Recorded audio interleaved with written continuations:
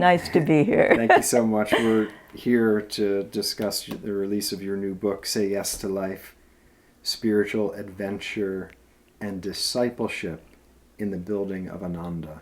Yes. And I wanted to start our conversation by asking for people that don't know you how you began your spiritual journey, your spiritual adventure and path of discipleship. Yes, we always like to do that when we sit around in a group at Ananda. We like to say, well, how did you find Ananda? How did you come on this path?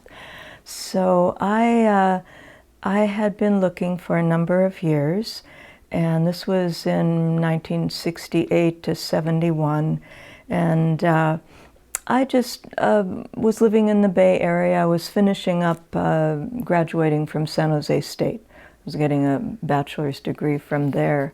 But I really was feeling the need to have something deeper in my life. At one point, I remember the strong thought came to me, because I had only one semester left to graduate from San Jose State. And the strong thought came, I can't graduate yet. I don't know who I am. Yeah. And I thought, wow, where did that come from? And so I realized that the kind of inklings of spiritual life and interest in that really needed to take a priority in my life. And so I did some travel and things like that, but nothing was really falling into place. And in fact, a friend and I traveled all up and down the west coast of America, California, clear up to Vancouver, BC, and back, looking for a community that was meditators, that would support a spiritual life.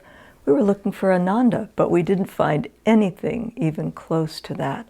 And so when we came back to the Bay Area, I remember just looking at bookstores and finding a little poster that said Yoga and Meditation Class Series. And I thought, wow, well, I'm not interested in yoga postures, but meditation, yes, definitely. And so I took down the information and we signed up to take the class. And I think it was $25 for both sections for 6-week class series. And so on the way to that class series, when it started, we went to a spiritual bookstore, and I thought, I really don't want to do this. I am so tired of going to spiritual bookstores. I want a path, and I want mine. And so when we went in, I mellowed out a little bit and looked at the books on the shelves right inside the door, and it was biographies and autobiographies. And so I saw on the top shelf the autobiography of a yogi. And I had seen that book probably 3 years before that. But when I saw it the first time, I thought, well, someone said, oh, you should read that book, it's really good. And I thought, well, but he looks like a woman, and India, it's so emotional. I obviously didn't know anything about it. So I didn't ever read it at that time. But this time when I looked at it, I thought, oh, well, there it is again, and it's big and it's inexpensive, and autobiographies are always fun to read, so I bought it. And then, so without like, oh, wow, this is mine, but I bought it, and then we went to the first of the class series. And when the instructor, Kersi Balsara, which I didn't know, was a student of Swami Kriyananda's, when he opened his briefcase, it was full of autobiographies. And I thought, wow, maybe something is actually trying to happen right now. And so I got very interested in reading that book. And in fact, after the first class, when we went home, I started reading it, and I just read it nonstop. And I thought, this is it. I understand. I get it. And so that started things off, and it got me in the direction of Ananda, because the teacher knew about Swami Kriyananda, knew about Ananda. But interestingly enough, it's always interesting how Divine Mother likes to play with you. So I said, So we want to know about Ananda. And so he said to the entire class, well, not anybody can just go there. You have to be together, you should have money, and you really should take a business so you can support yourself if you want to live there. And I thought, oh, wow, really? But I thought, well, I'm kind of together. We have a little bit of money. And business, I don't know anything about that. But I thought, I just need to go there. I could feel from reading Yogananda's book, I thought, there's something there for me. And so after the class series ended, in middle of July or so, right around this time of year, in 1971, August, we drove up from San Jose, Los Gatos area, up to the Ananda Meditation Retreat. Took a long time to get there in those years. Yeah, the freeways were not as fast. The roads, once you got off of 80, was not very straight. And we finally, once you turn off of 49 onto going out toward the San Juan Ridge, then it's like, whoa, curves and the river and all of that. So we didn't arrive until Saturday afternoon.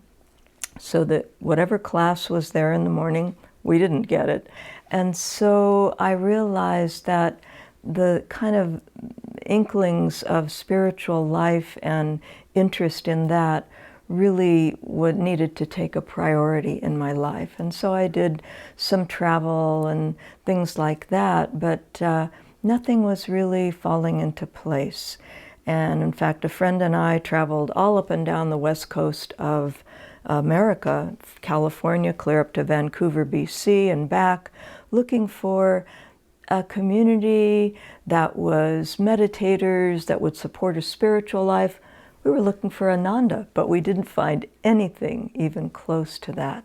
And so when we came back to the Bay Area, I remember just looking at bookstores and finding a little poster that said Yoga and Meditation Class Series. And I thought, wow, well, I'm not interested in yoga postures, but meditation, yes, definitely. And so I took down the information and we signed up to take the class. And I think it was $25 for both sections for 6-week class series. And so on the way to that class series, when it started, we went to a spiritual bookstore, and I thought, I really don't want to do this. I am so tired of going to spiritual bookstores. I want a path, and I want mine. And so when we went in, I mellowed out a little bit and looked at the books on the shelves right inside the door, and it was biographies and autobiographies. And so I saw on the top shelf the autobiography of a yogi. And I had seen that book probably 3 years before that. But when I saw it the first time, I thought, well, someone said, oh, you should read that book, it's really good. And I thought, well, but he looks like a woman, and India, it's so emotional. I obviously didn't know anything about it. So I didn't ever read it at that time. But this time when I looked at it, I thought, oh, well, there it is again, and it's big and it's inexpensive, and autobiographies are always fun to read, so I bought it. And then, so without like, oh, wow, this is mine, but I bought it, and then we went to the first of the class series. And when the instructor, Kersi Balsara, which I didn't know, was a student of Swami Kriyananda's, when he opened his briefcase, it was full of autobiographies. And I thought, wow, maybe something is actually trying to happen right now. And so I got very interested in reading that book. And in fact, after the first class, when we went home, I started reading it, and I just read it nonstop. And I thought, this is it. I understand. I get it. And so that started things off, and it got me in the direction of Ananda, because the teacher knew about Swami Kriyananda, knew about Ananda. But interestingly enough, it's always interesting how Divine Mother likes to play with you. So I said, So we want to know about Ananda. And so he said to the entire class, well, not anybody can just go there. You have to be together, you should have money, and you really should take a business so you can support yourself if you want to live there. And I thought, oh, wow, really? But I thought, well, I'm kind of together. We have a little bit of money. And business, I don't know anything about that. But I thought, I just need to go there. I could feel from reading Yogananda's book, I thought, there's something there for me. And so after the class series ended, in middle of July or so, right around this time of year, in 1971, August, we drove up from San Jose, Los Gatos area, up to the Ananda Meditation Retreat. Took a long time to get there in those years. Yeah, the freeways were not as fast. The roads, once you got off of 80, was not very straight. And we finally, once you turn off of 49 onto going out toward the San Juan Ridge, then it's like, whoa, curves and the river and all of that. So we didn't arrive until Saturday afternoon. So that whatever class was there in the morning, we didn't get it. And so, but we arrived and we had no idea what to expect. But that evening, Swami Kriyananda gave a satsang in the temple there at the meditation retreat. And I just remember it was very simple. He played on the guitar some songs he had written and just was very nice. It had a nice vibration to it. And then at the end, we just went back to our car, and we were just car camping, and got settled and went to sleep. And then the next morning, there was sadhana, there was breakfast, there was a fire ceremony. Swami Kriyananda gave the talk at Sunday service. Afterwards, there was lunch. And by the end of all of that, I thought, this feels like the autobiography to me. It felt like the same energy, the same consciousness. And I thought, and it wasn't just Swami Kriyananda. I loved hearing him talk about the teachings. It made it so accessible, just like Yogananda had in the autobiography. But in addition, I watched the people around him, and I thought, they look like me. They look like sincere seekers, but they were laughing and having fun, and I thought, wow, if they could do this and be here, I could probably do this. And so we came up another weekend, and then the weather changes in this area of Ananda very radically. In the summer, very hot. In the winter, and used to be back then, by September, cold rain, mud, snow starts, all of that. And so that started coming, and I thought, we had originally thought maybe we can just move there right now because it was so nice. And I thought, I don't think we can do that. So we waited until, I was with a friend at the time, and we waited for over the winter and kept in touch by having $1-a-month club writings from Swami Kriyananda, and we meditated every day, twice a day, all of that to keep the energy going. And then the next year, in 1972, in July, I thought, okay, this is it, time to go. And so we drove up with a 15-foot trailer in our Rambler station wagon and plunked it down at the meditation retreat. We hadn't told anybody we were coming. They had no phone there to begin with.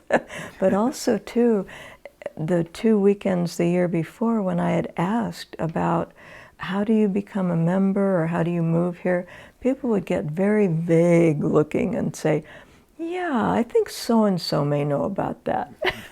But I could never get a straight answer, so I thought, I think we just need to go. So we just arrived ready to live there, yeah, which was pretty amazing in that time, but it was good. And but we arrived at a time when we had time to get settled in and to just get to know people a little bit. I mean, it was such a different situation. And I can talk more about that, but you may have other questions. So, Well, thank you for sharing all that. Now I understand why you chose spiritual adventure as part of the subtitle. Oh, yeah. Because you had quite an adventure to just pick up and leave everything and come. Yeah. Because you resonated so deeply with the feeling and the vibration at Ananda. But I wanted to ask a follow-up question to that again, spiritual adventure and discipleship in the building of Ananda is what the subtitle of the book. For someone that's starting out on their spiritual journey, how would you define, what does it mean to you to be a disciple? And you said in those others there, that they made it real for you and you felt like you could do it. But how would you, for someone that is just coming to, they're maybe finding us through YouTube, what does it mean for you, and how would you relate it to them starting in terms of the path of discipleship? Well, I think discipleship is a big jump. I wouldn't start there. I would just say what you feel inwardly. What I felt was, I felt an inner vibration that resonated with what I found at Ananda, in Swami Kriyananda, in the people that I saw around him. So it's not, I wouldn't think about discipleship. And the reason I put the word discipleship in there is because it is part of it. But the spiritual adventure and the real, my heart was hurting. Yeah, my heart was hurting. And I needed to find something spiritual that was mine. And I think I knew that it needed to be with a teacher, it needed to be a real path. I needed to know how to meditate. I needed the tools to make it real for me.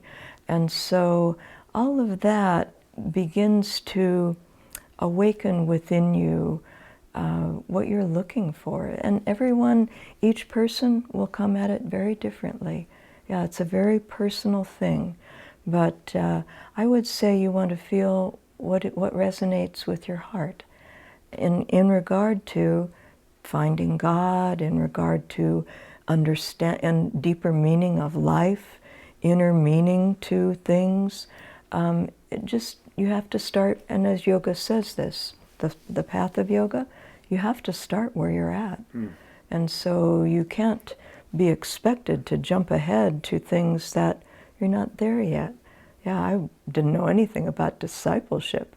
I think intuitively I understood that, but it was more the vibration, and that's what I felt from Swami, from Master Paramhansa Yogananda, reading his book. It was like, wow, he's here.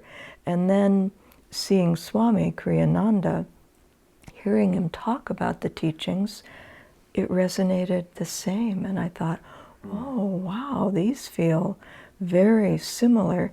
And then in the people around him, I saw that they were living this life already and that they were normal people. They weren't stilted, they weren't, stiff or anything like that. They were like me, sincere devotees that wanted something more, that wanted to find God in some way, whatever that meant to them. And they were enjoying being on the path. So that could you share a little bit about that pioneering spirit? I mean, coming at that time in the late 60s, early 70s, it's the counterculture movement. Yes, there's some idealism in that regard, but to come and stay and make it your life. What was it like just to be one of those pioneers? Great. Wow, can I do this? I'd say the first couple of weeks I was at, when we moved in 1972, the first couple of weeks I was like, oh my God, wow, can I really do this? It was such a different energy and consciousness from what I was used to, where I lived and where I went to school and all of that. It was so different. And what came to my mind was, there's so many people to just greet. I mean, I open the door to my trailer and I've got to say hello to 25 people before I get to breakfast, you know. It was, and I realized later that it was that, and it was shifting into a different energy and a different consciousness. After the first couple of weeks, I started to get in more of a rhythm. That was just my thing. But it's like, and I realized later, I thought, I've never had to put out that much energy. And when you're living with people, a teacher, Swami Kriyananda, people around that are engaged in the spiritual path, it's like you have to put out a lot of energy to be on the path. To want it is one thing, that's a level of energy, but then to actually live it, that is quite another. And, you know, again, every person, I don't want to make blanket statements, every person will experience this a little differently. So if you're watching this on YouTube and you're living in San Francisco or New York City, everything is possible. It just depends on your desire and also, interestingly enough, your karma. You know, we have lived many lifetimes, and so this was not my first lifetime coming on this path. Not your first rodeo. Yeah, not my first rodeo. And so I could feel it just, for me, it moved somewhat quickly, and yet after the first couple of weekends visiting, I had to regroup. Went back to San Jose, Los Gatos area. My friend and I said, we've got to live a spiritual life while we're here waiting for the next summer. And so we did. We meditated twice a day, every day. We did energization. We did what we were taught. Energization, yoga postures, and meditation. And we did that every day. And in addition, as I mentioned, we got the little things that Swami Kriyananda was writing and sending out like every other month or so. So we kept in touch with the vibration, but in an environment that we were used to. That was interesting to me because I thought, well, that happened and it felt okay, but I always knew I needed to go back. You know, it wasn't enough just to have touched into what Ananda was and then leave and then live a spiritual life in the city. For me personally, that wasn't nearly enough. I really wanted a way of life. And so when we went back the following summer, we were already engaged, and that was happening. So for people wanting to come to visit Ananda, and come to visit several times, you know, come if you're interested. If it's just for teachings, then that's fine, we offer that. But if you want something more in your life, then delve into it a little bit more. So, experience what it's about. Yeah, so that really resonated for you, that it wasn't just a teaching, it was a whole way of life. Oh, that's what I was looking for. So I took a leap. I said to my friend, here it is June 1970. By the end of the year, I will quit my job. Between now and then, we will save every penny we can. And we did. We just went at it. And in 1970, in 6 months, we got $5,000 together, which was respectable at that time. But then I'm glad you asked this question, because it's interesting how it works with each person and the divine, because God is listening. God is watching your heart, but also what you do with your life. And so at the end of the year, end of December 1970, I quit my job. I didn't know what was coming next. Yeah. And interestingly enough, right at that moment in time, I thought, well, I'm free to explore whatever it is, but I don't know what it is. Right at that moment in time, we were walking by the campus at San Jose State, and a man was there in a van selling books out of the back of his van. And I thought, oh, I wonder what that's about. So we went over and looked, and it was Ram Dass's book. the American, Be Here Now. Mm-hmm. Yeah, it was Be Here Now. And I thought, oh, well, that looks like fun. And so we bought it, and somehow, and keep in mind, this is before I read the autobiography, somehow in his introduction, Ram Dass talks about his own spiritual journey. And he talks about meeting his guru, who he didn't relate to at all at first. He just saw him as an old man wrapped in a blanket out in a field in India, and he wondered, why on earth am I here? But there were all these people around. But he talked about his evolution of consciousness for him, and how he started to see, because he stayed for a while, he started to see, and more importantly, to feel in his heart what was happening between that guru and the disciples that were around him, or just the people coming. And it was the evolution into the guru-disciple relationship. And I thought, when I read that, I thought, that's what I want. Somehow, karmically, it hit. It clicked. I didn't know about devotion before. I didn't know I didn't know much of anything about the spiritual life, other than I knew I needed to meditate, but devotion was not there. And when I read that simple introduction, the rest of the book I really didn't read, but the introduction, I thought, that's exactly what I want. And then is when we went and traveled up and down the west coast of America looking for stuff, and after that we went to that class series. When the student is ready, the teacher appears, so to speak. Right? Yeah, So could you share a little bit about that? There's the spiritual community, which of course is a group, but then you were just touching on the individual's journey towards self-realization. How did Swami Kriyananda help you in that relationship with your guru, with Paramhansa Yogananda? And what, if you had to say, if there was one thing that he taught you or is still teaching you that was most important in your soul journey? Yeah. The magnetism and the joy that I felt from Swami Kriyananda from the beginning was really so powerful. I was going to say overwhelming, but it wasn't overwhelming. It was just so powerful. And the joy of just mundane things. We were building Ananda. And so what was the most important thing? I would say the fact that Swami Kriyananda was a humble disciple of his guru, Paramhansa Yogananda, who was an avatar. In other words, the highest.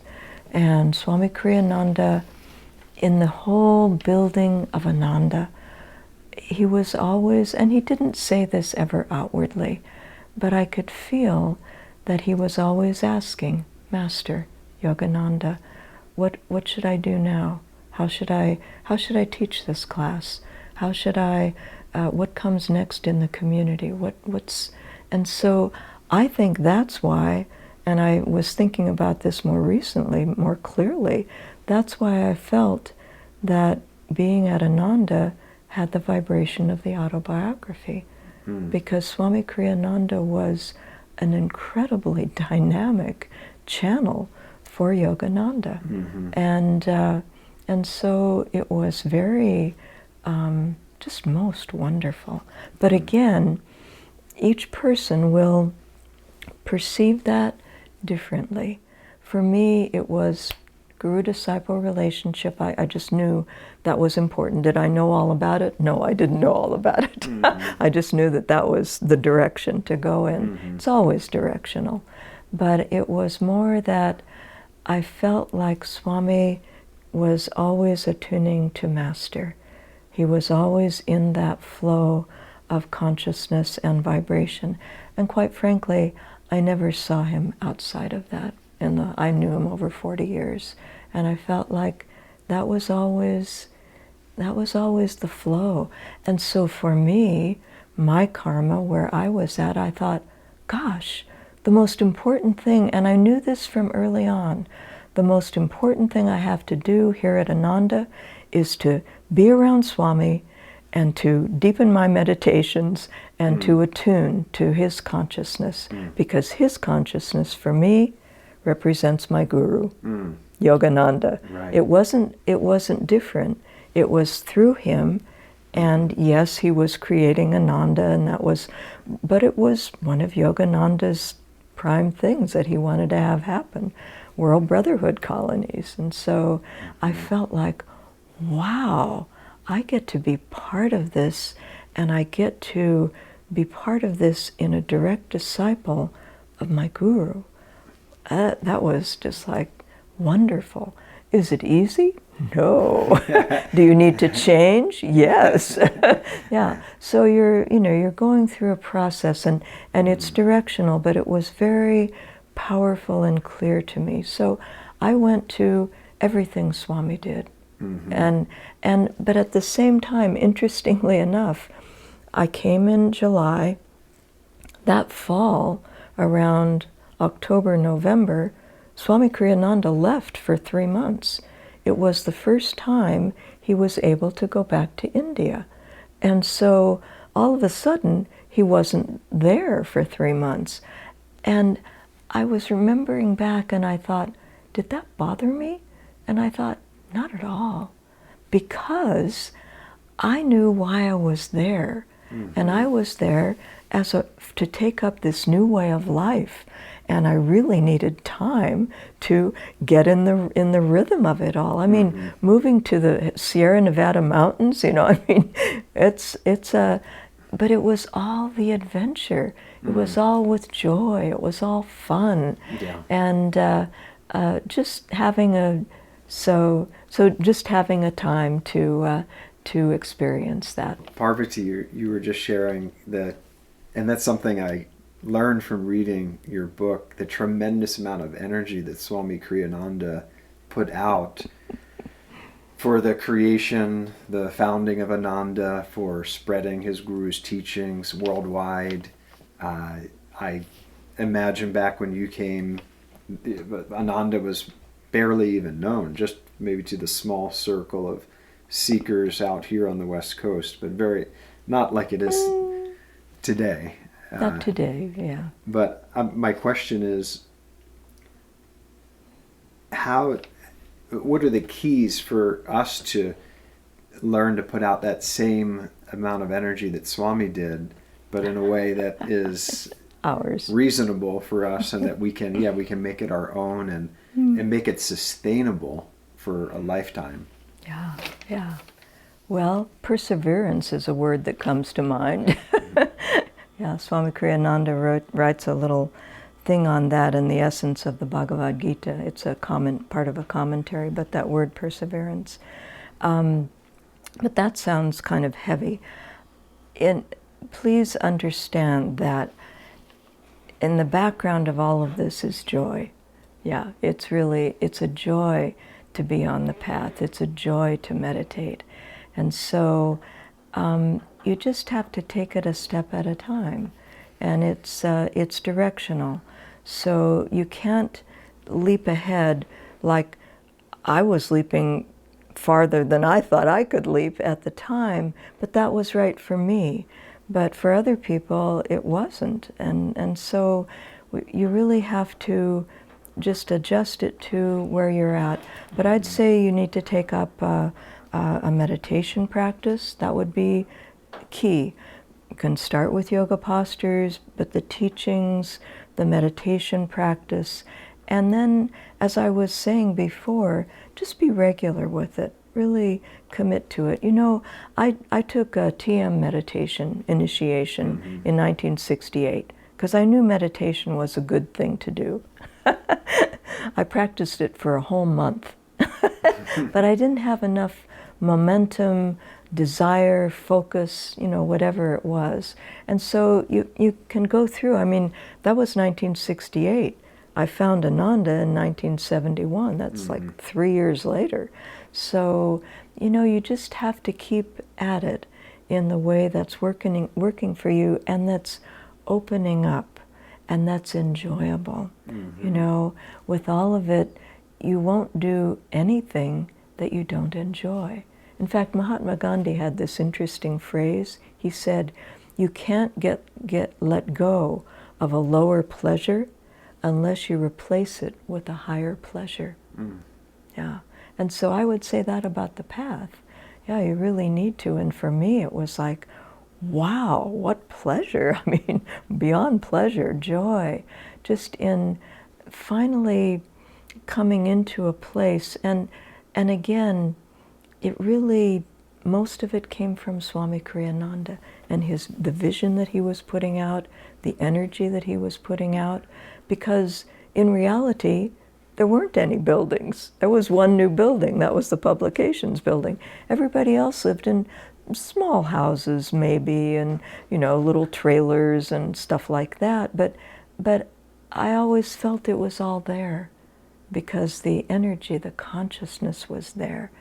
And so, again, for each person, you just need to keep going and commit only one step beyond where you're at. Mm-hmm. Not 2 or 3 even, because you're biting off big chunks.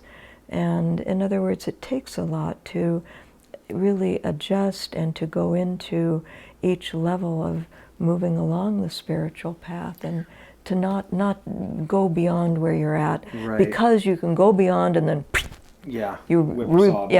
The rubber band, mm-hmm. Nope, you're not there yet. Yeah. So you're back where you started. It's a fine balance, I imagine. I mean, in reading your journey, it was so inspiring to hear how you did say yes to life. I mean, there were many things. I think one time you and Pranaba were called, and first question you got was, how's your Italian? Oh, yeah. And mm-hmm. that was the precipitation to a move to help the work in Ananda Assisi. So I wonder if you could talk a little bit maybe about that journey, but in the light of what Yogananda said, bite off more than you can chew, and how saying yes helps mm-hmm. you maybe mm-hmm. take the bite and not choke, so to speak. Not choke on it, not die in the process. Well, you want to be positive. That's what Say Yes to Life is about. It's a positive attitude. And so whatever you can do to be positive, you want to do. And then apply that to your spiritual life so that you can take the steps in a positive way. And again, it's a journey. Being on the spiritual path, if you really want to keep going, it's a long distance run. Mm-hmm. And you really have to pace yourself.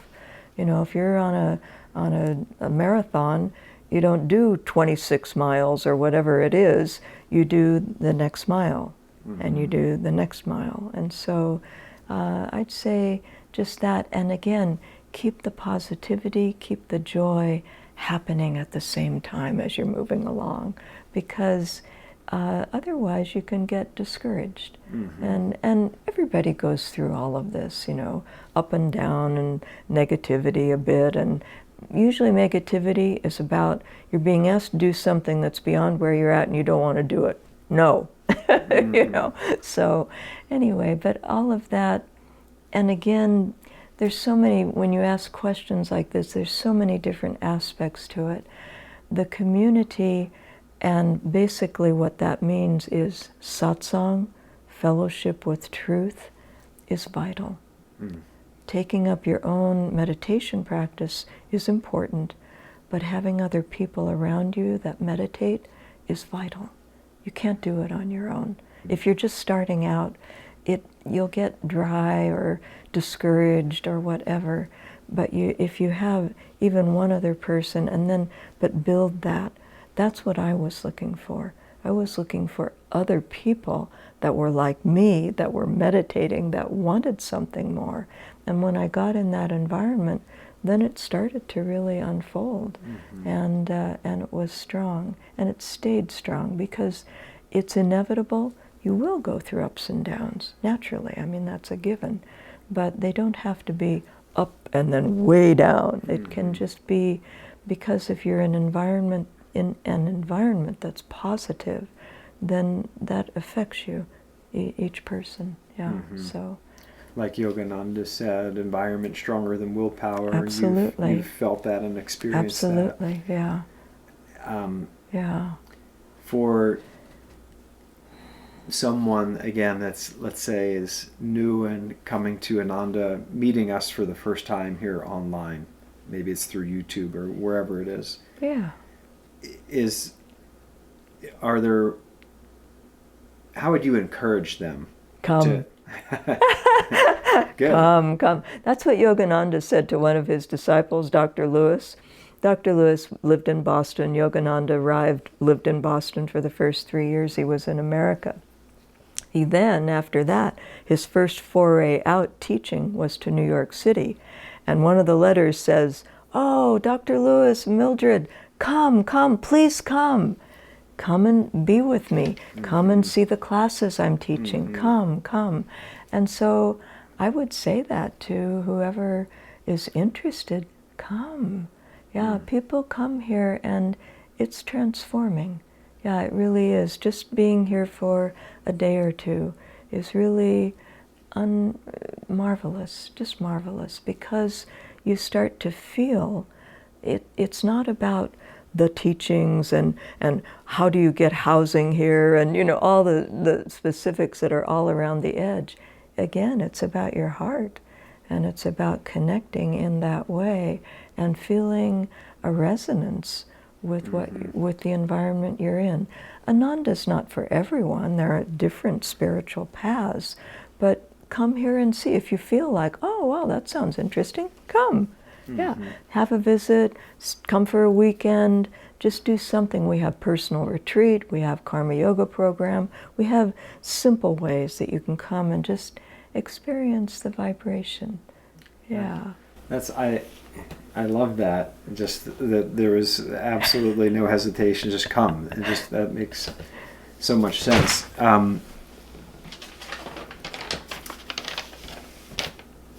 What I'm learning, Parvati, from our conversation, and again from the book, is the discipline that you're talking about is actually in a way, the practice of joy.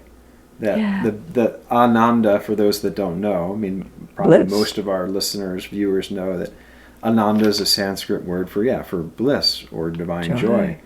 But really, what you've shared in your life is that it became a lifestyle, a culture, a way of being, just to practice that divine joy. Could you talk a little bit about? I mean, you started other many things at Ananda, the market here known as Master's Market. You started about 20 years ago, the Janaka Foundation. Right. You've been a part with Pranabhav, a number of communities at CC, Portland, Dallas. So a lot of pioneering happened. A lot of pioneering. Are there other attitudes, suggestions on how to keep that sense of adventure, that pioneering spirit fresh? Because I feel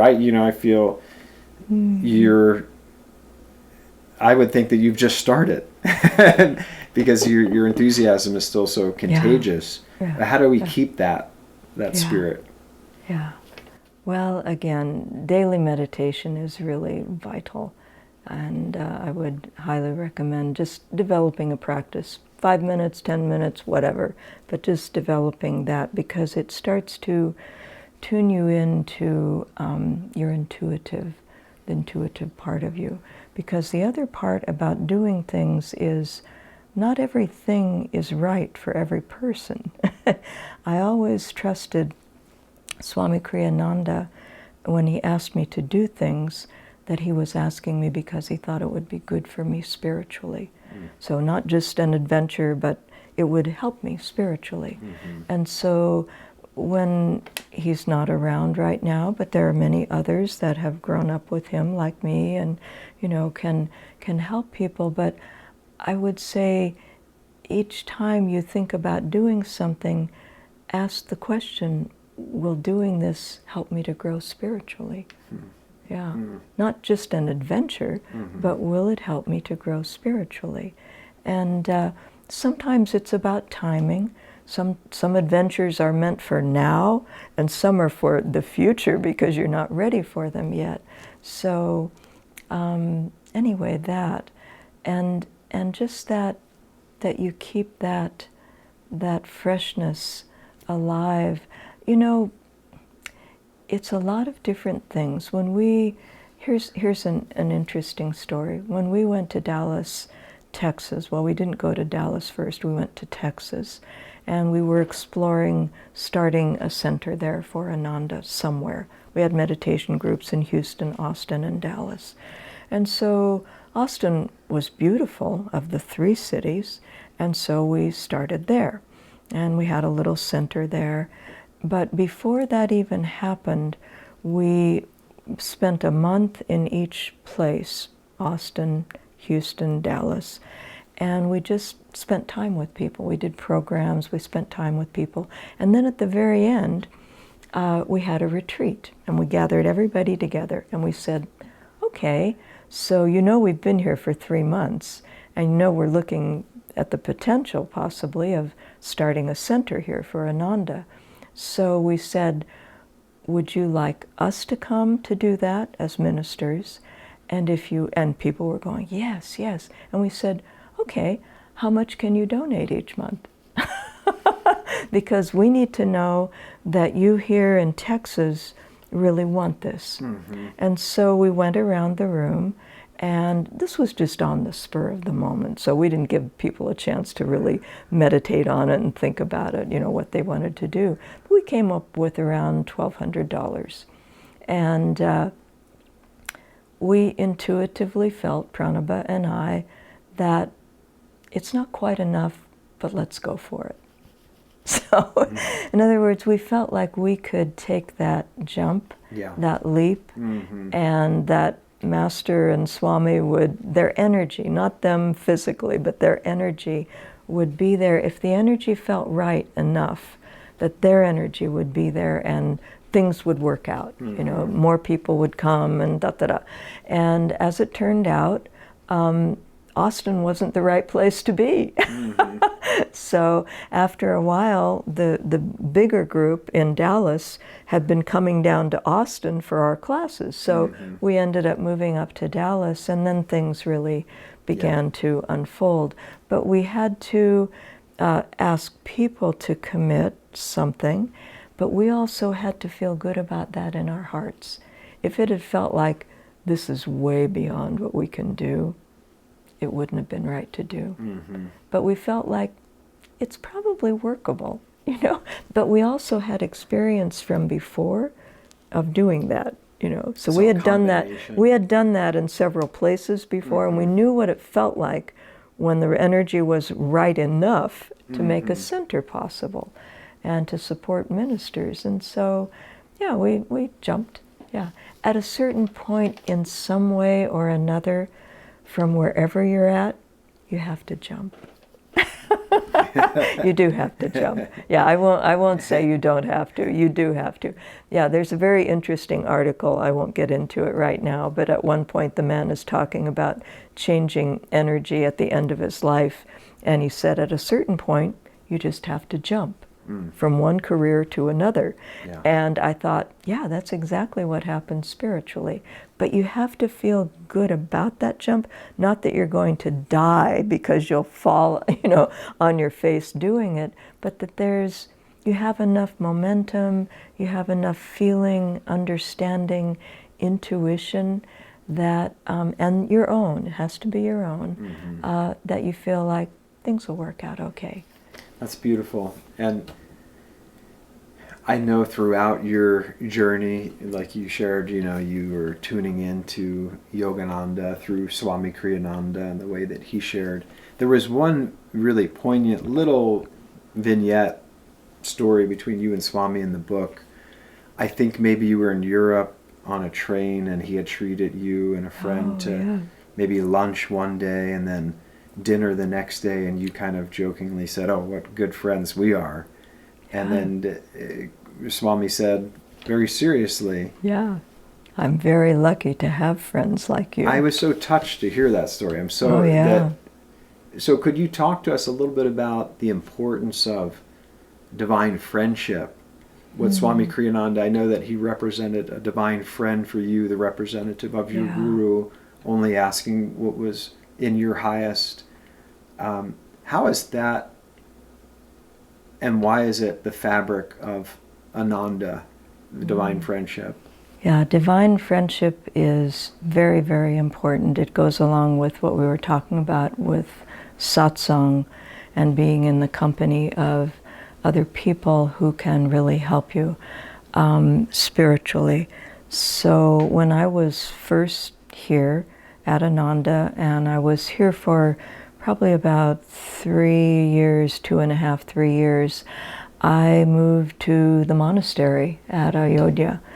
And it was happening at that time. It didn't go on for a long, long time, but I was part of it for about 10 years or so. Anyway, but at that point when I made that move, I found real friends. Yeah, they were people that I was friends with for 50 years. Yeah, because we were all doing the same thing. And I don't mean we were all doing the same thing, but we were all in the same flow of what we were looking for spiritually and how to access that and how we thought about Swami. Yeah, because people in the community early on, there were a lot of different kinds of people here. Some of them were attuned to Yogananda and Swami Kriyananda, some of them were not, and so there was a mix of energies. But when I was there in the monastery, I thought, oh, here are the people that are like me.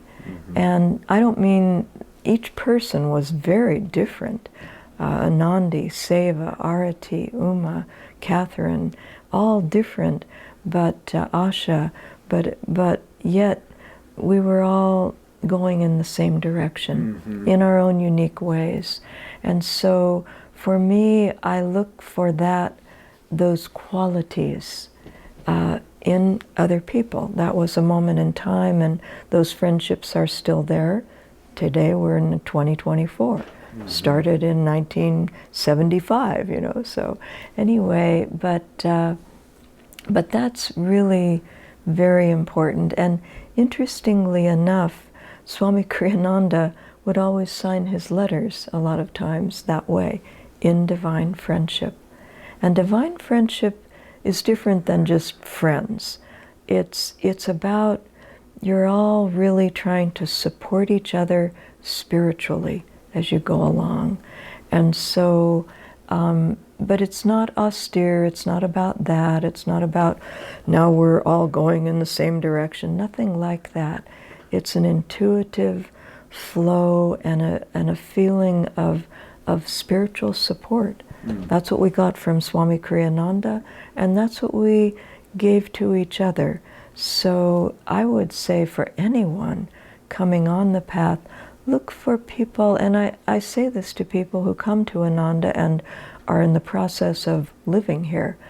Look for the people who will be your real spiritual friends. Look for that and look for it. Feel the magnetism. Feel it in your heart.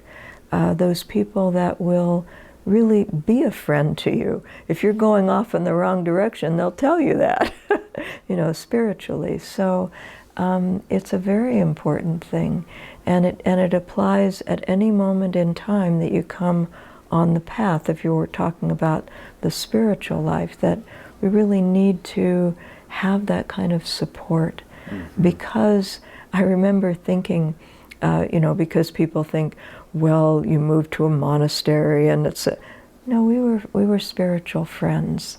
And the big thing about, for me, that I felt, living with a group of women only who were focused in the same way, was I didn't have to think about being a woman. I didn't think, it just erased that. You could go beyond. You go beyond it because you don't have to think about it anymore. And so it was very freeing, just a wonderful, wonderful time of life and an experience to have. But when you come on those people who you think, oh, I recognize you. You're a friend, maybe from another lifetime, probably from another lifetime, then that's somebody to connect with, have satsang with, spend time with, and really appreciate and give them energy as well. So divine friendship, vital. Yeah. Well, we could Yeah, continue. no, I know. We could go on, but I do want to ask: is there anything about the book, in particular, that you would like to highlight for someone that is looking to purchase it, that doesn't know about it? Like I said, come, buy it, read it. Yeah, because there's a lot in there, and just so that you understand, this is like a tiny slice of the life of Ananda and people that live here. It's my personal experience, and it's how I saw Swami. It's how I related to him. Other people did, but a little differently or completely differently. So it's that, but it's also, there were just a lot of lessons. As I was writing it, I was feeling the inspiration and remembering the different things that had happened. And it's just an important, and I think it's an important book to read. Even though you might be very different from me in how you perceive things, it will give you ideas and examples. So I would say, right now, there's no other book written like this. There's histories of Ananda and that kind of thing, and I hope there will be others written about people's lives at Ananda. But I would just take the time to look through it. It's on Kindle, it's in print, and it's audio. So yeah, and you did read the audiobook. I read the audiobook. Fantastic. I really appreciated that about this book, Parvati, and the way that you shared, because it's like Swami says, truth is one and eternal. Realize oneness with it in your deathless self within. That's in his weekly commentaries. Yep. But this was like one of the vantage points. Your book was one of the facets of that diamond of truth. So I'm very grateful, and I know many others that are part of Ananda and people that are just meeting you now are grateful. Yeah. Because if you didn't share, we wouldn't know. And we get to experience Swami Kriyananda and Yogananda through a certain lens that is relatable and practical and inspiring. Yeah. And just like you, when you came and you saw people and you said, if they can do it, I can do it too. That's what you've done for me. And I know many others. I feel like, well, if Parvati can do it, she is in joy. She's living in joy. Why can't I? Yeah. And that is so much needed today in our world. Yeah, very much needed. And it's a very, I was just remembering, it's a very natural thing. When we first came, membership, whatever that meant, all of that, we went to a membership meeting. At that meeting was Swami Kriyananda, Seva, Lakshmi, others, who Jyotish probably. And we were like, oh, they don't really even know us. We just showed up and we want to live here. You don't know who we are even. And we walked in and they were all laughing and having a good time. And Swami Kriyananda turned to us and he said, so, you want to be a member here? And he turned to the rest of the group there and he said, so what do you think? Should we let them in? And they all said, yeah, I guess so. And he turned to us and he said, well, you're in. And that was Swami. He was just very natural. He was a real person, a real man, a real dynamic person with energy. But he was our friend, and a friend in God who saw the highest potential that we could go to, and then he let us work on that. Yeah, so friendship, divine friendship. Well, thank you for that, Parvati. And just one last look at the book, which you can get on Crystal Clarity. So thank you, Parvati. You're very welcome. We'll be seeing more of you for the upcoming launch.